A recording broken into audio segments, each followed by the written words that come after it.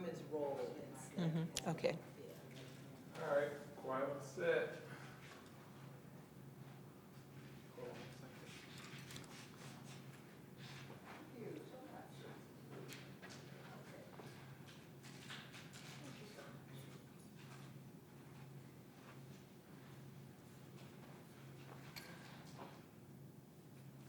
See you later. You guys haven't seen each other in 40 years. No, I think we've seen each other since then.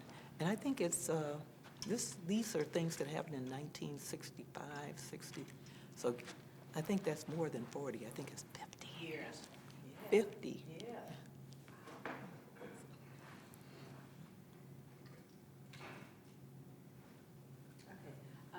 Say your first and last name and spell it, please. Yes.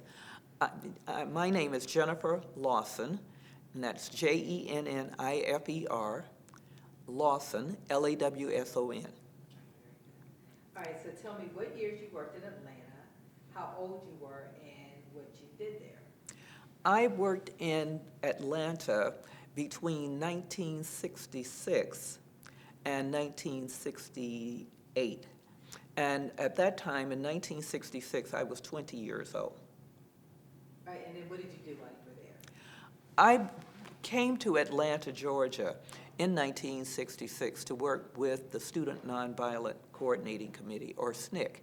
And I worked in the national office of SNCC in Atlanta. Our national headquarters was in Atlanta over on Nelson Street at the time, and so that's the reason that I came to Atlanta. I had been working in SNCC before that, for well over a year before that. I was started in the civil rights movement in many ways much earlier, because I'm originally from Fairfield, Alabama, a suburb of Birmingham, Alabama.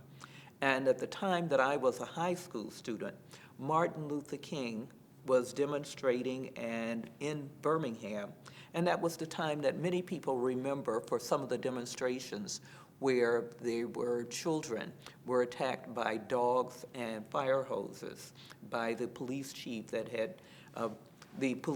Bull Connor.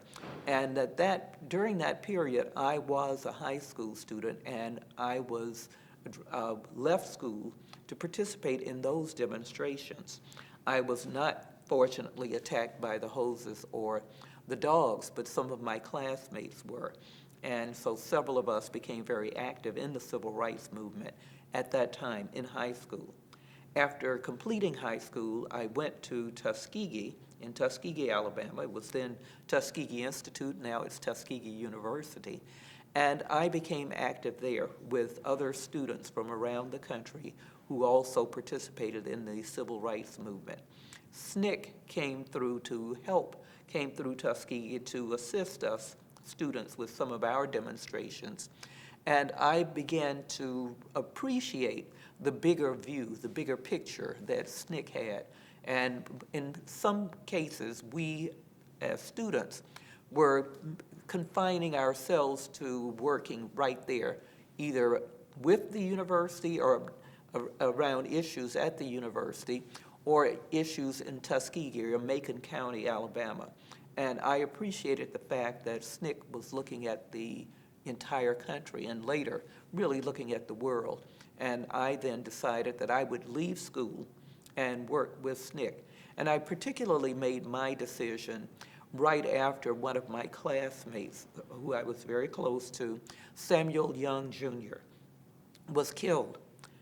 And that it was really such a disturbing thing for me. This was the first time that someone my age, a very young person, that we had just had a meeting, we'd been talking to each other, and then, less than an hour later, someone is there knocking on my door to say that Sammy's been killed.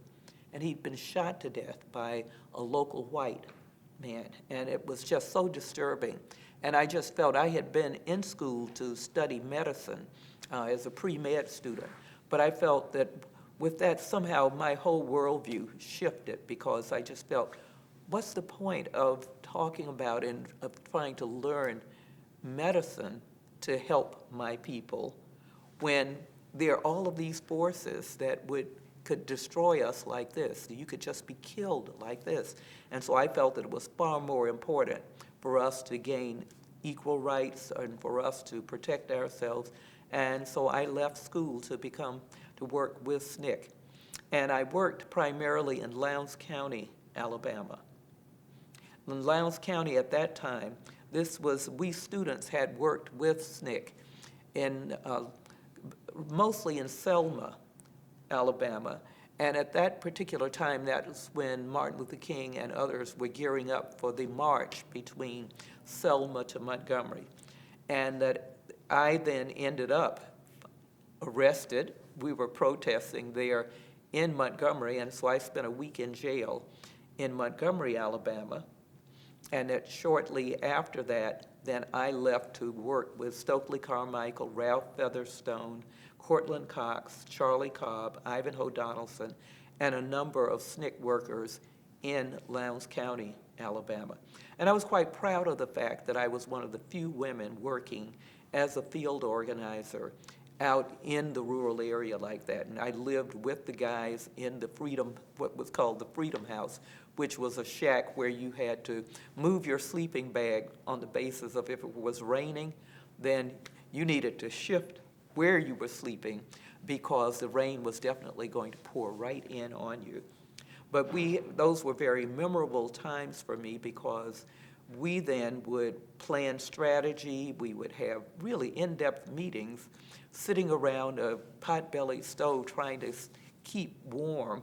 And then we would plan out our activities and then work in the county, in Lowndes County. And the primary activity, the primary work was that we were registering people, the African Americans who lived there, to vote. And these were people who had been denied the vote. We were registering them to vote with the notion that if they became registered voters, they could become the government, the county government in Lowndes County, because blacks were in a majority. And this group it called itself the Lowndes County Freedom Organization. And they had chosen as their symbol the Black Panther. And the notion was, one of the people, Mr. Hewlett, one of the local men there, had said, well, you know, the whites, they have that old rooster, that old white rooster, and this was the segregated white Dixiecrat Party, Democrat Party there. They had this white rooster as their symbol. He says, we need a mean black cat to run that old rooster out of the county.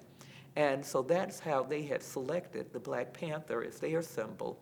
And symbols were very important at this time period because people with the high rate of illiteracy, people often couldn't read which slate to vote for, but could identify it by image.